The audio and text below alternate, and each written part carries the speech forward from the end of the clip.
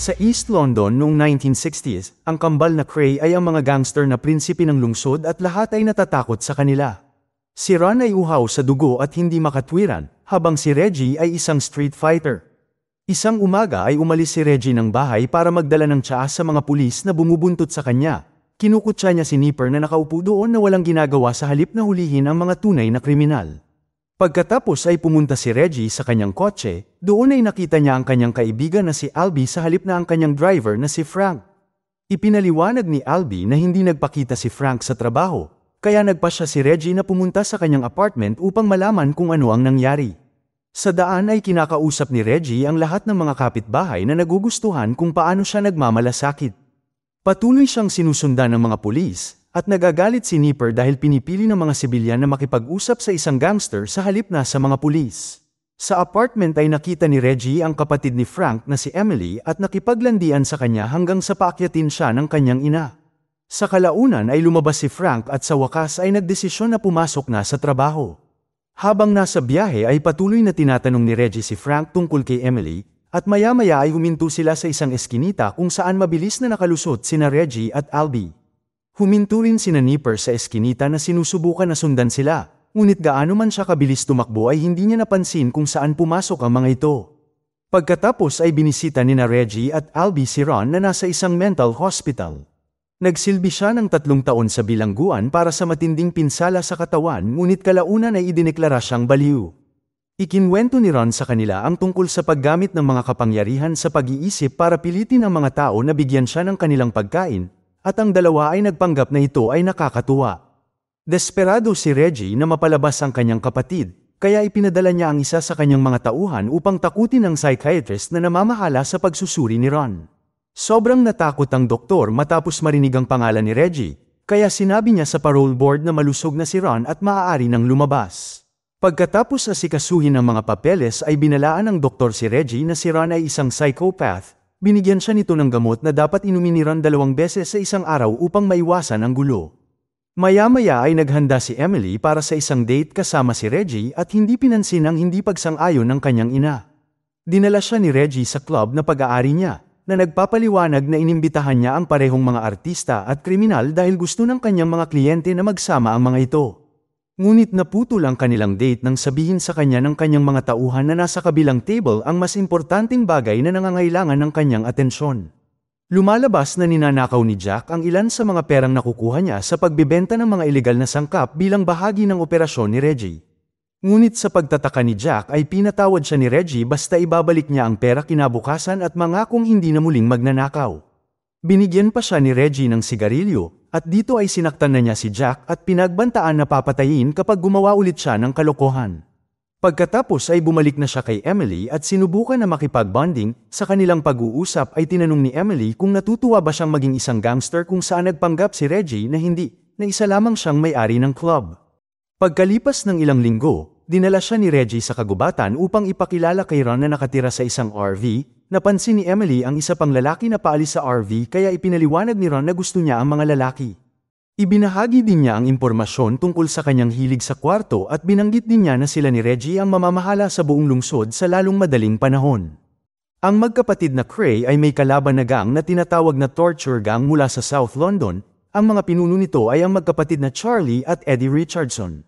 Pinapahirapan nila ang kanilang mga biktima hanggang sa makuha nila ang impormasyong gusto nila. Sa kasalukuyan ay galit na galit sila dahil nadatna nila ang isa sa mga tauhan ni Reggie na nagbebenta sa gilid ng kanilang ilog. Kaya nagpadala sila ng sasakyan para takutin at magbabala kay Reggie. Bilang pagganti ay nagpadala si Reggie ng mas malaking sasakyan para banggain ng restaurant kung saan kumakain ang mga Richardson. Dahil napapagod na sa laban na ito, ipinadala ng mga Richardson si George upang bisitahin ang mga Cray at makipagkasundo sa kanila sa isang lugar upang maayos nila ang mga bagay-bagay. Makalipas ang isang oras ay pumunta ang kambal sa lugar ng pagpupulong, para lang lapitan ng maraming miyembro ng karibal na gang dahil ito pala ay isang bitag. Nagsimulang magreklamo si Ron habang ang kanyang mga kamay ay nasa bulsa ng kanyang jacket, na nagkukunwaring may baril siya habang humihiling ng shootout. Natakot ang mga kalaban sa mukha ni Ron at sa mga baril kaya hinayaan nila siyang umalis. Sa buong panahon na ito ay patuloy lang sa pagbuhos sa isang baso ng beer si Reggie. Matapos umalis ang kanyang kapatid, sinimulan niyang kausapin ang mga gangster sa pamamagitan ng pang-iinsulto at ibinunyag na nagdala siya ng sandata sa kamay. Kasabay nito ay bumalik si Ron na may dalang 2 martilyo at isang laban ang naganap at kahit na ang torture gang ay may mas maraming miyembro, ang 2 Cray ay ganap na malupit.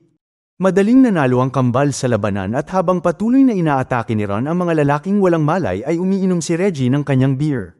Sa araw ng Final World Cup ay nahanap ng mga pulis si Charlie sa hideout ng gang at inaresto siya. Makukulong siya ng 25 taon para sa pandaraya, pangingikil, at pag-atake. Ngayon ay wala nang natitirang kalaban upang pigilan ang pagkahumaling ng kambal na sakupin ng London.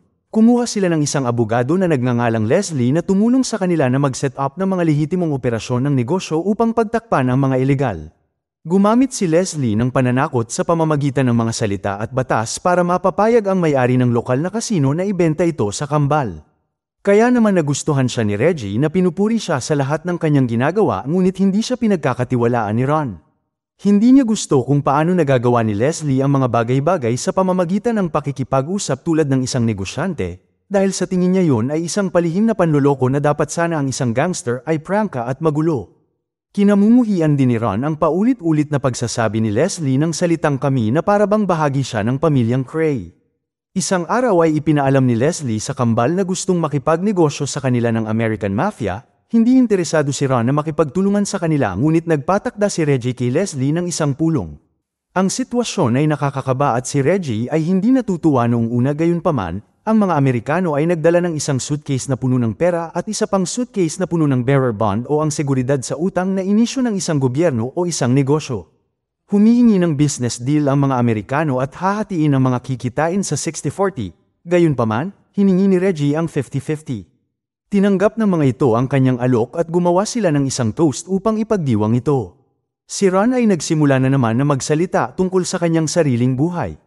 Ngunit ang mga Amerikano ay tumawa na tinatawag siyang matapang sa pag-amin sa mga bagay na iyon.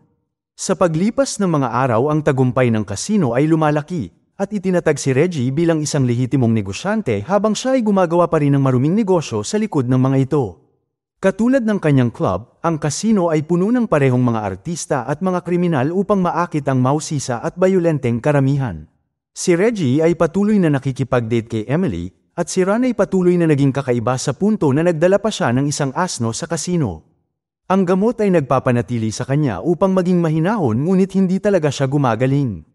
Papalapit na ang katapusan ng taon, at kailangang bumalik ni Reggie sa bilangguan upang tapusin ang isang kaso na nasa apela. Sa sandaling makapasok si Reggie sa bilangguan, malupit siyang binugbog ng mga gwardya bago siya dinala sa kanyang selda. Pagkalipas ng ilang araw ay sinabi ni Ron kay Emily na nasa mabuting kalagayan si Reggie, ngunit ayaw niyang bisitahin siya nito. Pagkatapos ay nakipagkita si Ron kay Leslie at patuloy na humihingi ng pera para sa ilang walang kwentang mga bagay. Tila simula nang makulong ang kanyang kapatid ay unti-unti na siyang nawawala sa kanyang sarili. Siya at si Leslie ay may parehong pagtatalo sa araw-araw, at sa huli ay bumigay na si Ron at itinapon niya ang mga papeles ni Leslie na nasa mesa. Napapagod na siyang maging negosyante, gusto lang niyang maging gangster na nangunguha ng pera na kailangan niya sa tuwing gusto niya. Nangako ang napapagod na si Leslie na susubukan niyang kumuha ng pera sa bangko, ngunit ipinaalala rin niya kay Ron na hindi siya natatakot sa kanya. Samantala, binisita ni Emily si Reggie na hindi natutuwa sa kanyang pagbisita dahil ayaw niyang makita niya siyang ganito. Gustong isumbong ni Emily ang mga pulis na umaabuso sa kanya, kaya kailangang ipaliwanag ni Reggie sa kanya kung paano gumagana ang tiwaling sistema. Nais niyang iwanan niya ang pagiging kriminal, ngunit sinabi niya na hindi ito ganoon kasimple. Sa club ay pinutol ni Ron ang isang pagtatanghal sa pamamagitan ng hindi magandang pagtugtog sa isang instrumento, pagkatapos ay kinuha niya ang mikropono upang kutsain ang kanyang mayayamang kliyente para sa kanilang magarbong buhay habang nagbibiro ng malaswa. Walang tumawa maliban sa kanyang assistant na si Teddy, habang si Leslie ay nag-aalala tungkol sa mga posibleng kahihinatnan. Sa kabutihang palad ay nakalabas na si Reggie at agad niyang binisita si Emily. Umakyat siya sa kanyang bintana at binigyan siya ng singsing habang hinihiling sa kanya na pakasalan siya. Ngunit sinabi ni Emily na tatanggapin lamang niya ito kung mangangako siyang aayusin ang sarili, at sumumpa naman si Reggie na gagawin ito sa kanyang karangalan. Pagkatapos ay pumunta ang magkasintahan sa club at nagulat si Reggie nang makitang halos wala itong laman. sinabi sa kanya ni Leslie na sinira ni Ron ang mga bagay-bagay at ang lugar ay babagsak sa susunod na linggo kapag dumating ang singil sa buwis. Ang galit na si Reggie ay pinuntahan at pinagalitan si Ron at nagkaroon ng pagtatalo ang dalawa. Nang subukan ni Emily na ipagtanggol si Reggie ay ininsulto rin siya ni Ron. Sa wakas ay naubos ang pasensya ni Reggie at inihagis ang kanyang kapatid sa isang mesa. Ang kambal ay nagsimulang mag-away at malupit na sinaktan ang isa't isa gamit ang anumang bagay na mahanap nila. Si Reggie ay nagkaroon ng maraming pagsasanay sa bilangguan kaya nagawa niyang madaig si Ron at iniwan siyang duguan sa sahig. Si Emily ay hindi natutuwa sa lahat ng karahasang ito kaya siya ay umalis sa club. Ang umiiyak na si Ron ay hinawakan si Reggie para yakapin, ipinapaliwanag na kung minsan ay hindi niya nakilala ang sarili niya. Kinabukasan ay pinuntahan ni Reggie si Emily at kinumbinsi siya na bigyan siya ng isa pang pagkakataon. Samantala, sinimulan na ni Nipper na sundan si Ron sa halip na si Reggie at kinunan siya ng maraming larawan. Gayunpaman ay nagsimulang makipagkaibigan si Ron sa iba't ibang miyembro ng House of Parliament at inanyayahan sila sa kanyang apartment, kung saan nagkaroon sila ng pagtitipon kasama ang mga kabataang lalaki na inupahan upang pasayahin ang matatandang politiko. Hindi siya maaaring arestuhin ng pulisya nang hindi nasasangkot ang mga mahalagang tao, kaya pinagtakpan ng mga nakatataas ang lahat at patuloy na naging ligtas si Ron. Sa ibang lugar ay ipinakita ni Reggie kay Emily ang isang club sa West End, na gusto niyang bilhin upang magmukha muling isang maayos na negosyante. Pumayag ang may-ari na ibenta ang 50% ng club, at alam ni Reggie na makukuha niya ang iba pa pagdating ng araw. Natatakot naman si Ron na baka lumayo na ng tuluyan ang loob sa kanya ni Reggie, kaya ipinadala niya si Teddy para takutin ang may-ari ng club at subukang pigilan ang kasunduan. Sinimulan ni Teddy na sirain ang mga bagay sa bar kaya kinansela ng may-ari ang kasunduan, ngunit ito ay tumawag din ng pulis. Ang kambal ay kinasuhan ng pangingikil, at nang bisitahin ni Emily si Reggie sa bilangguan ay sinabi niya na magpapakasal lang siya sa kanya kapag napatunayan na inosente siya. Pagkalipas ng ilang araw, ang larawan ni Ron kasama ang isang politiko ay lumabas sa pahayagan at ang gobyerno ay nagmamadali upang pagtakpan ang lahat ng ito. Kabilang dito ang pagpapalabas sa kambal sa kulungan at sila ay nakatanggap ng inosenteng hatol. Binili ni Reggie ang buong club ng may diskwento ng gabi ring yun, at nang pumasok si Nipper sa club upang mag-imbestiga ay kinutya siya ni Reggie. Sinabi niya sa pulis na teknikal siyang nagtatrabaho para sa kanya dahil nasa ilalim siya ng utos ng kanyang mga kaibigang politiko. Ang kambal ay kumuha ng larawan kasama si Nipper at ipinadala ito sa kapitan ng pulisya, na nagutos naman kay Nipper na ihinto ang pagsisiyasat sa kambal. Sa wakas ay ikinasal sina Reggie at Emily, hindi pa rin pumapayag ang kanyang ina at nagsuot ng itim na parabang ito ay isang libing. Bago maganap ang kasal ay sinubukan niyang kausapin ang kanyang anak, ngunit hindi siya pinansin ni Emily. Bagamat nangako si Reggie na mananatili ng inosente, hindi ito nagtagal dahil 2 linggo pagkatapos ng kasal ay gumagawa na naman siya ng ilegal na negosyo. Hindi na siya nakakauwi sa kanilang bahay at si Emily ay pagod ng matulog ng mag-isa. Napagtanto niya na ang kanyang asawa ay talagang gusto ang pagiging isang gangster pagkatapos ng lahat. Sinubukan ni Emily na makipag-bonding kay Ron at sa kanyang mga magulang, ngunit pinupuna nila ang lahat ng ginagawa niya dahil sa tingin nila ay hindi siya sapat para kay Reggie. Ang masaklap pa ay sinimulan na siyang sundan ni Nipper. Upang harapin ang lahat ng ito, nagsimulang uminom ng labis na gamot si Emily at naging addict. Nang magkamali ulit si Jack ay tuwang-tuwa si Reggie na binubugbog siya. Bumili din siya ng kotse para kay Emily upang mapanatiling masaya ito, ngunit hindi pa rin niya ito pinagbigyan ng hiniling niya na mamasyal sila. Isang araw sa club, sinabi ni Leslie kay Reggie na kailangan na niyang simulan ang pag-iisip tungkol sa kanyang kinabukasan kasama ang pamilya at maging isang tunay na malinis. Galit na galit si Ron sa kanyang narinig at pinalo ng bote si Leslie, binato pa niya ito ng ilang baso habang dinadala ng mga lalaki ang abogado sa ospital. Si Ron ay pinagalitan ng kanyang kapatid at napagtanto na hindi na siya umiinom ng kanyang gamot, na nagpapaliwanag kung bakit siya naging mas marahas kamakailan. Maya-maya ang gangster na mga Amerikano ay nakipag-usap kay Reggie para hilingin sa kanya na gumawa ng paraan na maayos ang mga kilos ni Ron, dahil delikado para sa kanya na magpakita sa publiko kasama ng mga politiko. Gayunpaman, tumanggi si Reggie na maging traidor sa kanyang kapatid. Pag-uwi niya pagkatapos ng kanilang pagpupulong, hindi man lang niya kinumusta si Emily. Samantala, sinusubukan ni George na magtrabaho ng mag-isa matapos umalis sa torture gang. Pumasok siya sa teritoryo ng kambal at binugbog ang may-ari ng isang mahalagang bodega. Kinabukasan ay humingi ng proteksyon ng lalaki kay Ron kaya ang gangster ay nagreklamo tungkol sa mga taong sumisipsip para sa kanilang mga trabaho, At sumang-ayon din siya na papatayin si George kung ang may-ari ng bodega ay babayaran siya ng maayos. Nang gabing yun, pumasok si Ron sa isang club at binaril si George sa ulo sa harap mismo ng lahat. Pagdating sa kanilang bahay ay sinubukan na pagsabihan ni Reggie si Ron dahil sa kanyang ginawa, ngunit hindi niya ito magawa dahil baka marinig ng kanilang ina. Tahimik niyang inutusan si Teddy na itapon ang mga damit at baril na ginamit ni Ron sa club. Hiniling din niya kay Albie na hanapin ang lahat ng saksi upang malaman kung nagsumbong sila sa pulisya. Bago umalis, iniwan ni Reggie ang bote ng gamot at sinubukan na paalalahanan si Ron na inumin ito. Kinabukasan ay hiniling ni Emily kay Reggie na ipasok si Ron sa kulungan. Ngunit tumanggi si Reggie at nalungkot nang mapagtanto na si Emily ay isa ng adik. Sa araw na yun sa Scotland Yard, binigyan ng pahintulot si Nipper na magbukas ng opisyal na pagsisiyasat laban sa kambal na gagawing batayan ang pagpatay kay George. Tinawag si Ron para sa isang police lineup, ngunit wala sa mga saksi ang nagtuturo sa kanya dahil masyado silang natatakot sa gang. Lalong nadismaya si Emily sa pagdaan ng mga araw dahil ang gang ay nagsimulang umistambay sa kanyang bahay. At ang mga tao sa paligid ay ayaw siyang kausapin dahil kasama niya si Reggie. Kinumpirma pa ng kanyang asawa na nagbanta siya sa mga testigo para maiwasan ang gulo. Isang araw ay umuulan kaya tumakbo si Emily sa labas upang subukan na isara ang kanyang sasakyan ngunit nahirapan siya, at sa halip na tulungan siya ay kinutsa pa siya ni Reggie dahil nagkaroon lang siya ng sasakyan salamat sa mga ilegal na negosyo niya, at dahil sa mga pang-iinsulto niya ay sinampal siya ni Emily at bumalik sa loob. Kinabukasan ay tuluyang umalis si Emily, nakita siya ni Ron sa kanyang paglabas at tinulungan siya sa kanyang mga suitcase habang pinag-uusapan ang sitwasyon. Masaya siya na makita siyang umalis, ngunit sa parehong oras ay hindi siya natutuwa na nasaktan siya ng kanyang kapatid dahil hindi naman ganoon ang pagpapalaki sa kanila ng mga magulang nila. Pagkalipas ng ilang linggo, sinubukan ni Reggie na bisitahin si Emily ngunit ayaw siyang papasukin ni Frank. Naganap ang pagtatalo, kaya't pinutol sila ni Emily at pumayag na marinig ang sasabihin ni Reggie. Nakikiusap ito na bumalik siya at sumumpa na nagbago na siya gayunpaman, hindi naniniwala sa kanya si Emily kaya siya ay bumalik sa tahanan ng kanyang pamilya. Pagkatapos nito ay napagtanto ni Emily na hindi na siya makakatakas sa impyernong ito, kaya siya ay uminom ng sapat na gamot para gawin ang hindi tama. Nahanap ni Frank ang kanyang katawan, kaya tinawagan niya si Reggie na bumalik upang magpaalam at ibinalik ang wedding ring sa kanyang daliri.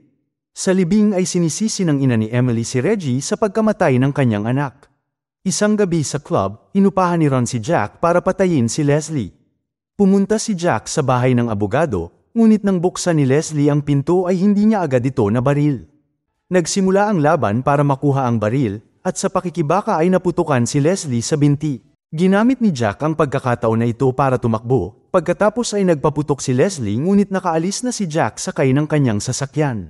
Pagdating ng umaga ay binisita ni Nipper si Leslie sa ospital at pinakiusapan siyang magsalita sa pamamagitan ng pangakong poprotektahan ang kanyang pamilya. Pagkalipas ng ilang oras, nalaman ni Reggie mula sa kanyang mga espiya na sinabi ni Leslie kay Nipper ang lahat at binigyan pa siya ng mga dokumento. Ang lahat ng mga taong nakakita sa pagkamatay ni George ay binigyan ng proteksyon para sa saksi, kaya pumayag din silang magsalita. Nang gabing yun ay nagkaroon ng pagtitipon si Ron sa kanyang bahay, at dumalo si Reggie dahil gutom siya sa paghihiganti. Sa sandaling dumating si Jack, sinimulan siyang kausapin ni Reggie dahil sa pagkasira ng kanilang negosyo. Humingi ng tulong si Jack kay Ron ngunit hindi siya prinotektahan ni Ron, kaya naman ininsulto niya si Reggie sa nangyari kay Emily. Naglabas ng baril si Reggie at sinubukan siyang barilin sa ulo, ngunit wala siyang mga bala. Nang sinubukan na tumakas ni Jack, kumuha si Reggie ng kutsilyo at marahas siyang sinaksak ng maraming beses hanggang sa mamatay siya sa harap ng lahat ng mga bisita. Tinanong ni Ron si Reggie kung bakit niya ginawa ito, at ipinaliwanag ni Reggie na pinatay niya si Jack dahil hindi niya kayang patayin ang sarili niyang kapatid gaano man niya ito kagusto. Matapos ilagay ang kutsilyo sa bulsa ni Ron ay umalis na si Reggie, sinundan siya ni Albie upang pag-alitan sa kanyang mga aksyon ngunit sinuntok lang siya ni Reggie at lumayo.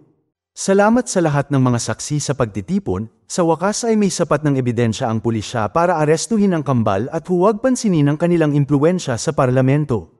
Ito ay hango sa totoong kwento ng kambal na Cray. Si Reggie ay gumugol ng 33 taon sa bilangguan at pinalaya dahil sa awa 2 linggo bago siya namatay sa cancer noong taong 2000 sa edad na 66. Si Ron ay idineklara ng baliw, at ipinadala muli sa isang mental hospital kung saan siya namatay sa edad na 61 dahil sa atake sa puso taong 1995. Salamat sa panunood. Para lagi kayong updated sa susunod na kwento, mag-subscribe at siguraduhin na naka-on ang notification bell. Ingat!